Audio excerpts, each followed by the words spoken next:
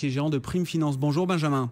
Bonjour Grégoire. Un mot alors de ce projet Keystone dont on a un peu parlé en France au moment des élections de mi-mandat aux États-Unis, parce que c'est un gros projet d'oléoduc qui doit relier le Canada, le pétrole bitumineux issu des sables bitumineux du Canada jusqu'aux raffineries américaines du Golfe du Mexique. C'est un projet qui existe sur le papier depuis plusieurs années, qui est passé devant le Sénat hier aux États-Unis, qui a été retoqué. Il faut dire que c'est pas le nouveau Sénat qui est en place encore, c'est le Sénat avec une courte majorité démocrate, Benjamin.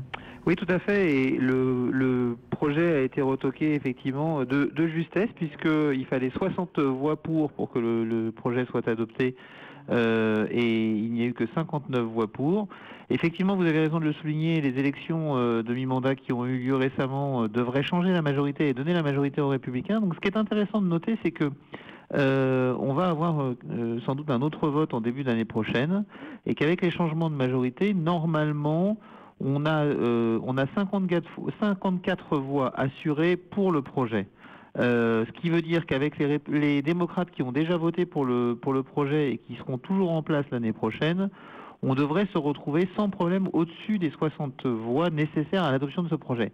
Cependant, si le projet est adopté avec moins de 67 voix, Barack Obama peut opposer son veto à l'élaboration du projet, et il a déjà dit qu'il le ferait a priori, puisqu'il n'est pas persuadé du bien fondé de ce projet. Et là, on se retrouve à nouveau dans un calcul très serré, puisque il resterait en gros 13 voix assurées démocrates qui ont voté cette fois-ci pour le projet, qu'on rajoutera aux 54 voix républicaines, on arrivera à 67 voix, et ça serait vraiment tout juste, ça ne permettrait pas de bloquer le veto de Barack Obama sur le projet. Donc le projet reste compliqué et ne verra peut-être pas le jour sous la mandature d'Obama. Bon, et comment est-ce que vous posez les enjeux, vous, de ce projet, de cet oléoduc là, du Canada aux raffineries américaines du Golfe du Mexique, Benjamin? Effectivement, le débat est important. Il y a un double débat en réalité, parce que ça n'est pas que le pétrole canadien qui pourrait à ce moment-là transiter au travers des États-Unis, mais une partie du pétrole de schiste. Et ça veut aussi dire développer à nouveau les infrastructures pétrolières.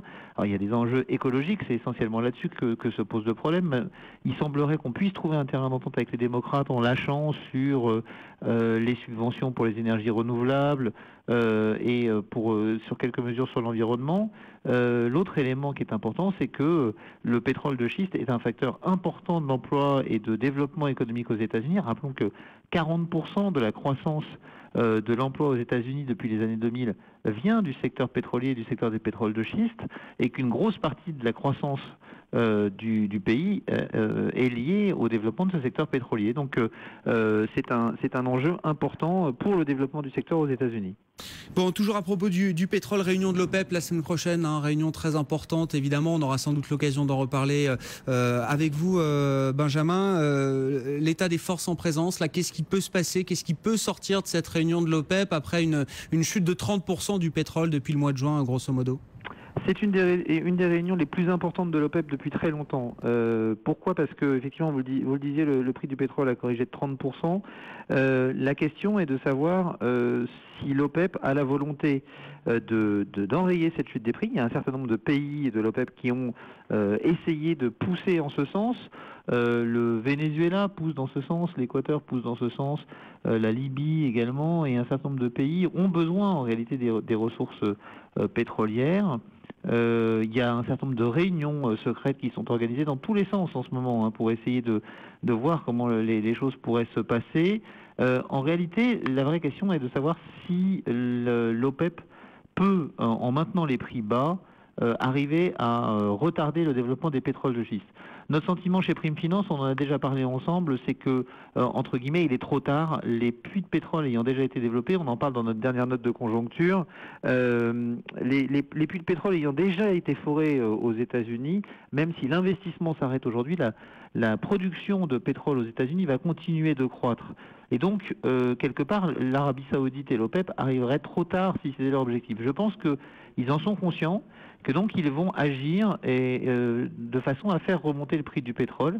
Je pense également que l'Arabie Saoudite, si elle a eu l'attitude qu'elle a eue jusqu'à maintenant et si elle maintient cette incertitude, c'est pour pousser les autres pays de l'OPEP à prendre leurs responsabilités Et c'est une manière de leur dire, je veux bien prendre ma part de responsabilité, mais vous aussi, vous devez réduire votre production. Ouais.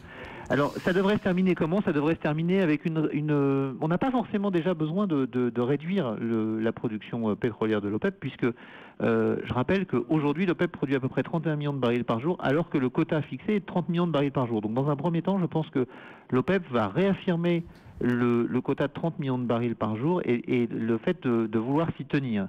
Et puis, probablement instaurer en plus une réduction de 500 000 barils par jour et donc ramener le quota vers les 29 500 000 barils par jour avec un point de contrôle d'ici quelques mois lors des prochaines réunions de l'OPEP. Il faut savoir en tout cas que l'Arabie Saoudite, contrairement à ce qu'envisageait un certain nombre de personnes, on a eu des chiffres hier qui ont été publiés par le JODI, qui est un regroupement d'associations internationales, qui ont laissé apparaître que les exportations de pétrole de l'Arabie Saoudite avaient déjà baissé, puisque la production pétrolière saoudienne, elle s'est maintenue, mais on a à peu près 1 million de barils par jour de moins d'exportation pétrolière de l'Arabie Saoudite par rapport au pic qu'on a connu cette année, ce qui veut dire qu'ils ont déjà réduit à peu près leurs exportations d'à peu près 600 000 barils par jour. Ça correspondrait à la logique qu'on voit chez Prime Finance, c'est-à-dire à peu près 600 000 barils par jour de réduction de la part de l'Arabie Saoudite, qui demanderait au Qatar, au Koweït, aux Émirats Arabes Unis de faire leur part, peut-être 100 000 barils par jour, et puis aux autres pays de compléter de façon à arriver à faire une réduction qui soit comprise entre 1 million et 1 million 500 000 barils par jour pour faire remonter le pétrole aux alentours de 90 $. Il faut savoir que si on ramène le pétrole vers 90 $, il gagne en prix ce qu'il perd en volume, et donc on doit pouvoir arriver à trouver un consensus, peut-être se dégager au sein de l'OPEP sur cette stratégie. Merci beaucoup Benjamin Louvet, spécialiste des matières premières, avec nous depuis bien longtemps pour nous expliquer ces marchés-là dans Intégral Bourse, associé gérant de Prime Finance. On va rentrer dans la dernière heure de cotation en Europe, peut-être une 5e séance de hausse